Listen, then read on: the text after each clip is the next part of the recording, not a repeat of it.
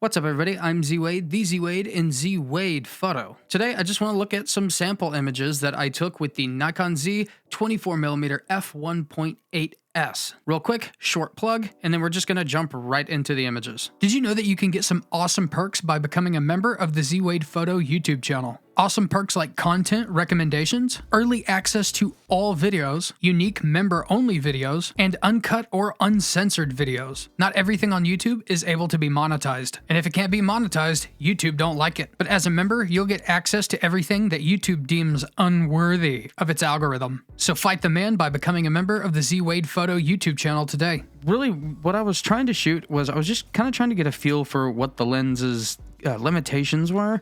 So we're going to be looking for, things like fringing, and we want to see what the colors look like. And so we're going to see a lot of images that don't really matter, but they're just kind of focused on different colors. So this photo doesn't convince me very much of greens, but it's kind of a dull picture anyway.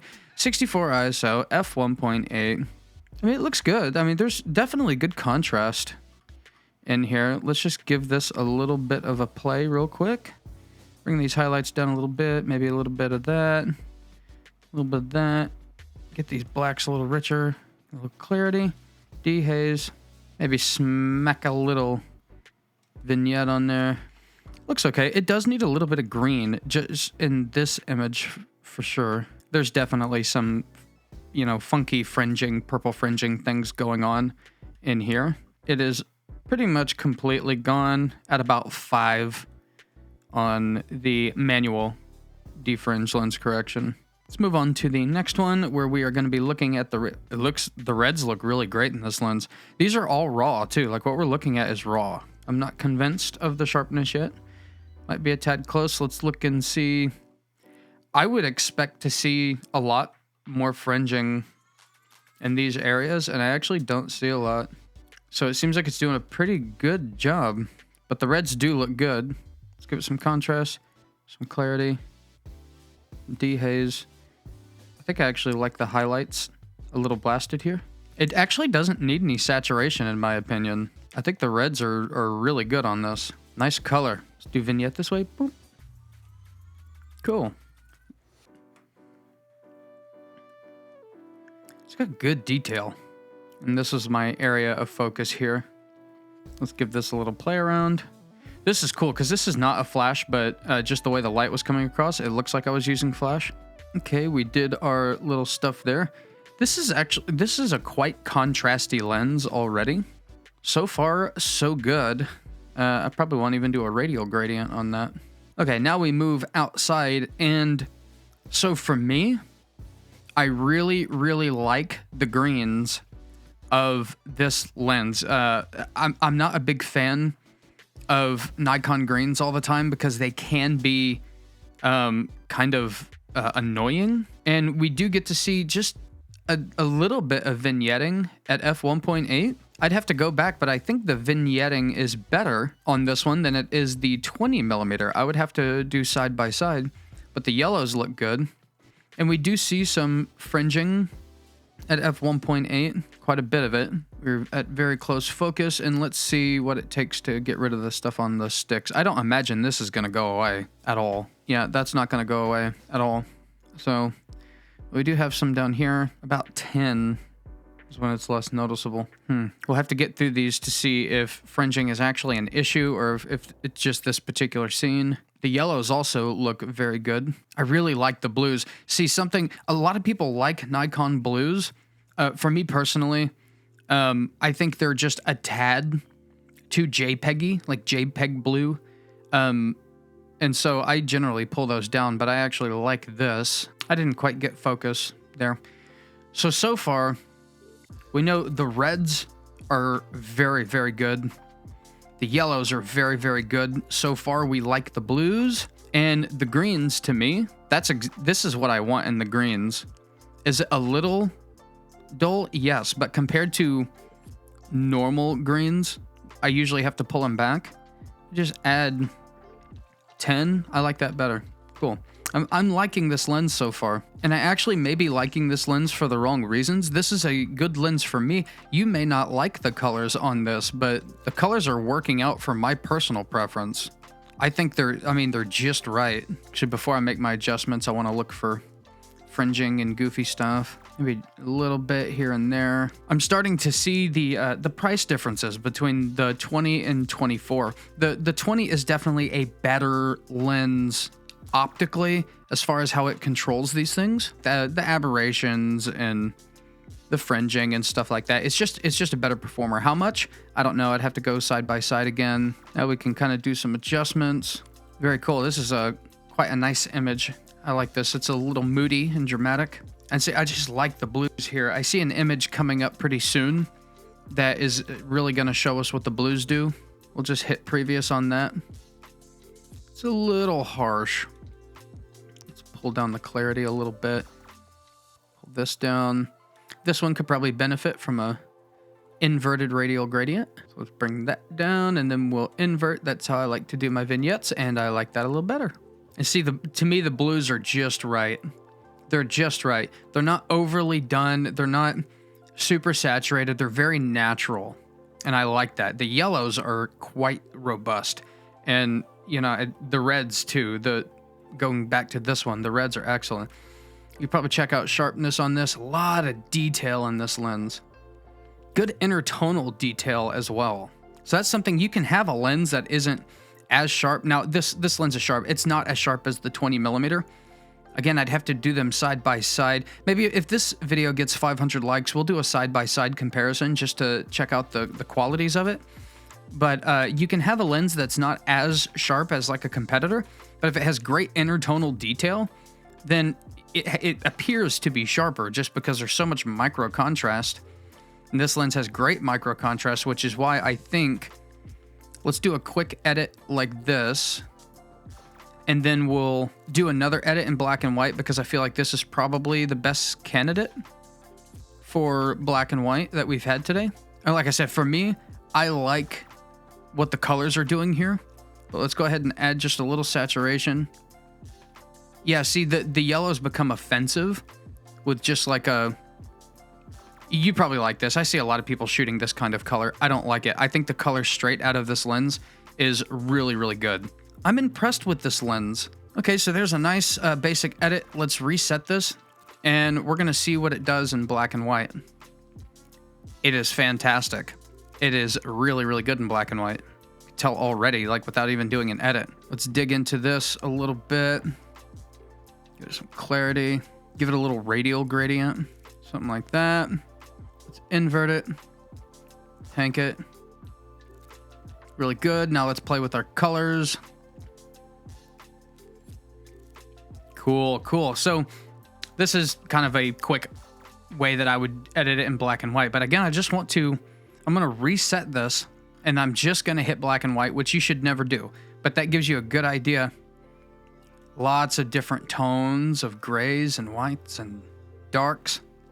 I would say that this is a excellent lens as far as micro contrast goes. And then look at it. This is a raw image, slightly underexposed, which is generally what I do. It just looks good. It's nice and robust. I wanted to check something out here. By the way, the reds. The reds are so nice. More color going on here. Got a little bit of everything. We got some blues. The blues look good. The sky's a little boring. Not a whole lot going on in the sky. But lots of colors to observe here. The yellows look great. The reds are very, very nice. And I actually took this image because I wanted to look. There was another content creator, a large one, that said that this lens does weird things in the background. And I'm not seeing it as extreme as that content creator did. Now, in his video, it legitimately was doing some weird things in the out of focus areas of the background. It looked kind of ugly. I'm not seeing that here, but I'll be on the lookout for that in the future. To me, this just looks normal. But we do see some fringing in these very thin, very, very bad fringing in the power lines against a blown out background. So let's see how easy that is to fix. It's totally gone at like 2, maybe a little more. 4, it's totally gone. There's like a weird cast going on right here that I didn't notice. You can't see it unless you zoom in. This is shot at f5.6. I think I focused on this door. Looks all right. I think the 20mm is sharper. This is like haunting. It's like an owl of Molech. Nothing going on in the sky, so doing the highlights doesn't really do much for us. This might benefit from a little saturation. What if this will look like in black and white? Again, there's a lot of like intertonal detail, but this isn't a good shot for black and white. So we'll go back to color. Let's play around with our colors a little. Give us some orange. There's still some purple fringing here in these very thin areas, even at 5.6. So it's, yeah, it's gone at 2. Still tiny, tiny amounts, maybe a little green in there, or it could be the color of the cable. Easily managed, easily controlled. I'm not seeing any more that's like noticeable.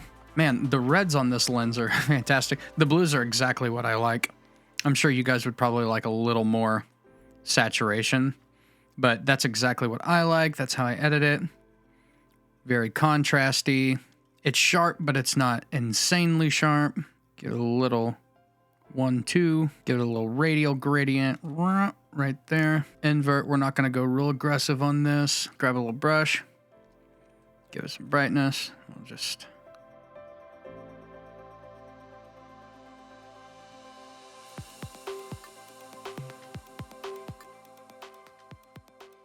Cool.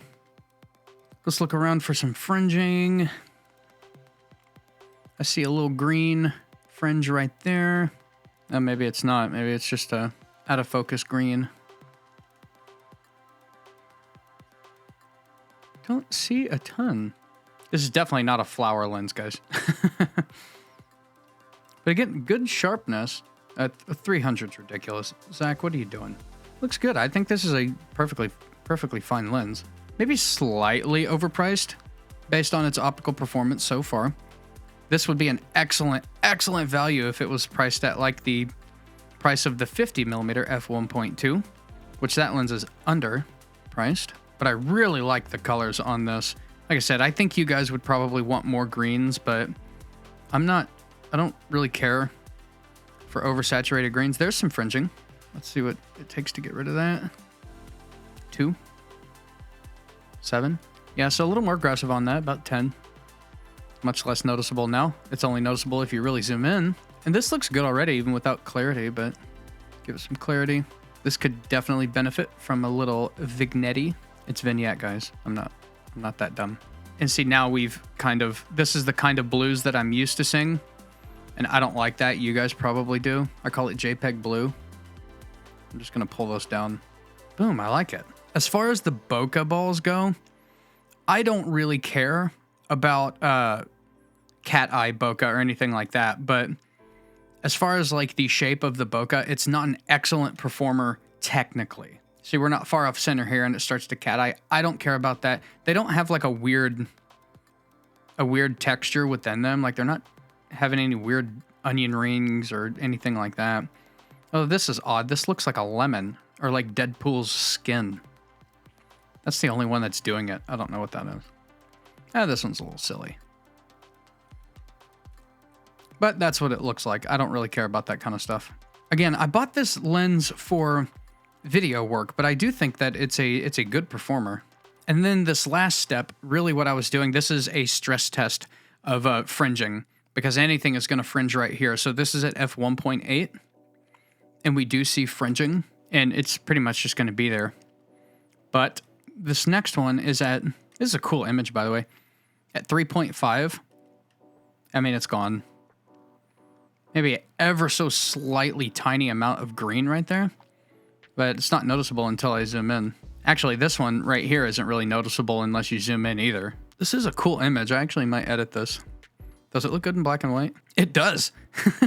Cool. It almost needs that blasted highlight right there. Darken this a little bit. White. Black. Clarity. Clarity actually makes it worse. That's kind of cool. Let's look at it in color though. Oh, the adjustments I made already kind of work. Give it saturation, see what happens. Too much. Cool.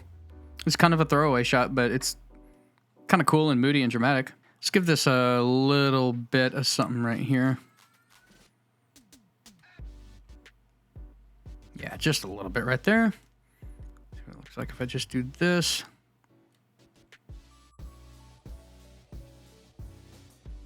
Cool. Oh, you know what? Spice this up real quick. Go whoop. Let's do that. Let's